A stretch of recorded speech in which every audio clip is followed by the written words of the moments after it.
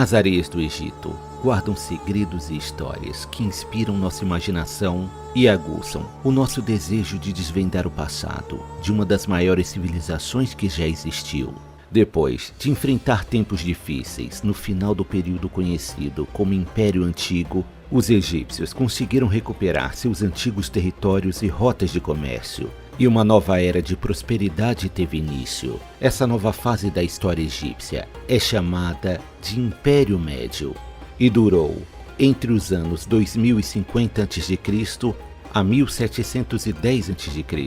Após restabelecer o controle militar no Egito, era necessário recuperar a economia e novos sistemas de irrigação foram construídos, além de novos monumentos para os deuses. O faraó Mentuhotep II iniciou uma campanha militar com o intuito de conquistar a Núbia, já que era uma região rica em veios de ouro e joias preciosas, algo que seria muito lucrativo para os debilitados cofres egípcios.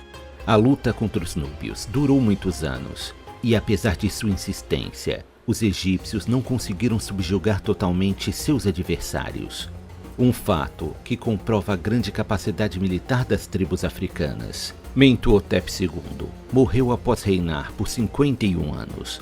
Ele foi sepultado juntamente com suas 6 esposas em um complexo funerário que fica em Deir el-Bahari. Tendo o Egito recuperado seu poder financeiro e sem ter grandes ameaças externas, o Império entrou em um período considerado erudito. Durante o Império Médio, se destacou o conceito de vida no além, e a morte, que já era vista como um rito de passagem, passou a ganhar ainda mais atenção no cotidiano dos egípcios. Outro destaque foi que os governantes retomaram o costume de erguer pirâmides para servirem de túmulos, ordenando a construção de monumentos cada vez maiores. A construção de pirâmides gigantescas se iniciou durante o Império Antigo, sendo a primeira a Pirâmide de Djoser, que foi construída por volta de 2630 a.C. e fica ao nordeste da cidade de Mênfis. A Pirâmide de Djoser e seu complexo de túmulos são consideradas as estruturas monumentais mais antigas do mundo e foram projetadas pelo arquiteto Imhotep. Durante sua vida, Imhotep foi provavelmente um dos homens mais importantes do Egito, sendo detentor de conhecimentos em diversas áreas como medicina, arquitetura, religião e carpintaria. Imhotep faz parte de um pequeno grupo de plebeus que conquistaram o status de divindade no Egito Antigo, já que tal honraria era reservada aos membros mais importantes da nobreza. A existência histórica de Imhotep é comprovada através de 2 inscrições contemporâneas feitas na base ou pedestal de uma das estátuas de Djoser. Imhotep foi uma figura tão importante que mesmo após sua morte, ele continuou a ser reverenciado, com a localização de sua sepultura tendo sido escolhida com absoluta cautela, e permanece escondida até os dias de hoje. Até hoje foram encontradas e contabilizadas 123 pirâmides no Egito, algumas já praticamente em ruínas. A decisão de se construir túmulos no formato de pirâmide se deve ao fato de essa ser a maneira mais segura de se erguer um gigantesco monumento, já que sua base larga garante a estabilidade da estrutura. Mesmo assim, algumas pirâmides desmoronaram ainda na antiguidade, devido a irregularidades no seu formato ou na escolha errada do terreno. Quando isso acontecia, o construtor era responsabilizado e executado. Ainda existe o caso da famosa pirâmide curvada, que se manteve de pé até os dias de hoje, apesar de ficar evidente que seu formato foi sofrendo alterações durante a construção. A construção das pirâmides era realizada com muito esforço físico e uma logística bem avançada. As grandes pedras de granito pesam aproximadamente 2,5 toneladas e frequentemente eram retiradas de pedreiras que ficavam até 800 quilômetros de distância do local da construção. Depois eram colocadas em balsas e trazidas ao longo do rio Nilo. Depois de serem descarregadas, as pedras eram trazidas com cordas e trenós até o local da construção. Lá eram cortadas e lixadas até assumirem o formato necessário, sendo só então arrastadas através de rampas até o local onde ficariam. Não se sabe ao certo quantos trabalhadores participaram das construções. Acredita-se que cerca de 30.000 homens se esforçaram para erguer estes grandes monumentos. A maioria era composta de homens livres, que recebiam um salário e isenção de impostos pelo trabalho. Muitos escravos também foram usados, sendo delegado a eles as tarefas mais árduas e cansativas. As pirâmides eram erguidas a mando dos faraós, para serem seus túmulos e para demonstrar seu poder e autoridade. Elas também tinham um caráter simbólico para os egípcios, que acreditavam que a Terra originou-se de um monumento primordial, que tinha um formato piramidal. As pirâmides mais famosas do Egito são as pirâmides de Gizé, localizadas na necrópole de Gizé, próximas à cidade do Cairo. A necrópole possui 3 pirâmides. A mais alta é a pirâmide de Quéops, a média é a pirâmide de Quefren e a menor é a pirâmide de Miquerinos. Ainda existem alguns monumentos menores próximos às pirâmides, que são chamados de pirâmides das rainhas. A Grande Esfinge também faz parte da necrópole.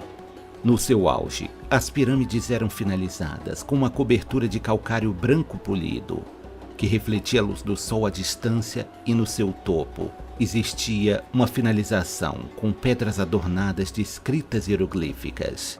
É até mesmo possível que o topo de algumas pirâmides fosse revestido de ouro.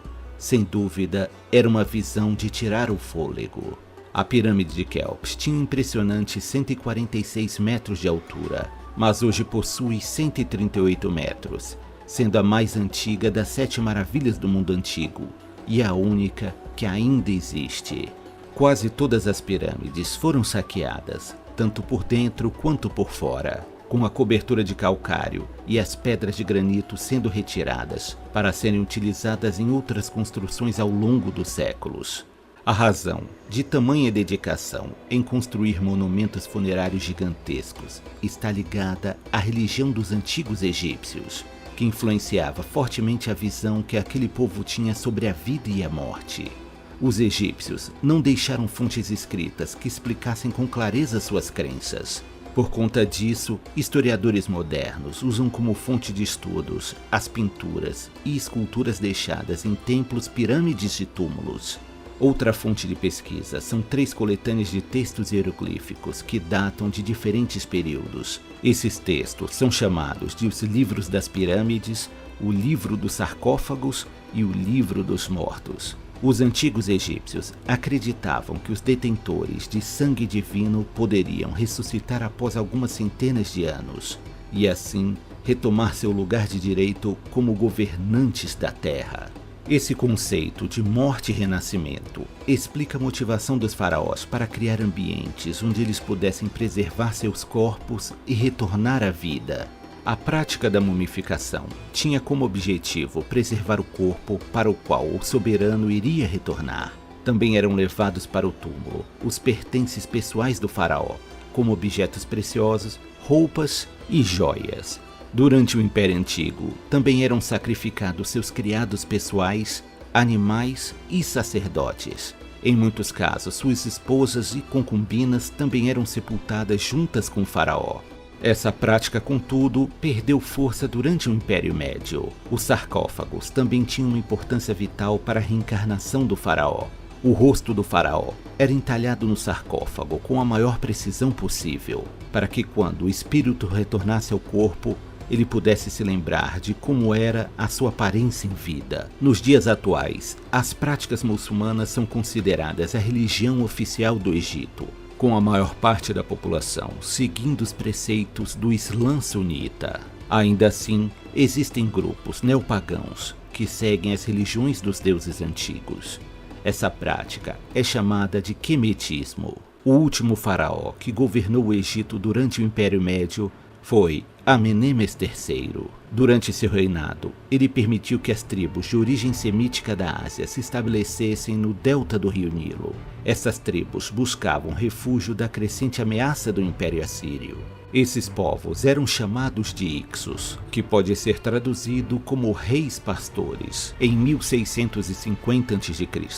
Cheias descontroladas do rio Nilo destruíram parte das plantações egípcias, afetando a economia e fragilizando novamente o império. Os Ixos se aproveitaram deste momento de instabilidade e tomaram controle de algumas cidades construídas no delta do rio Nilo.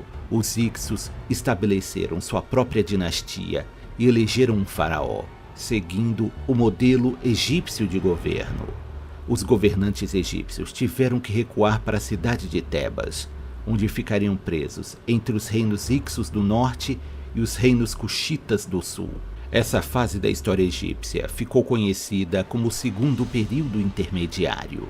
Apesar de serem invasores, os Ixos exerceram uma influência positiva sobre a cultura egípcia, trazendo cavalos de boa qualidade, modelos mais avançados de carruagens de guerra e novas técnicas de tecelagem.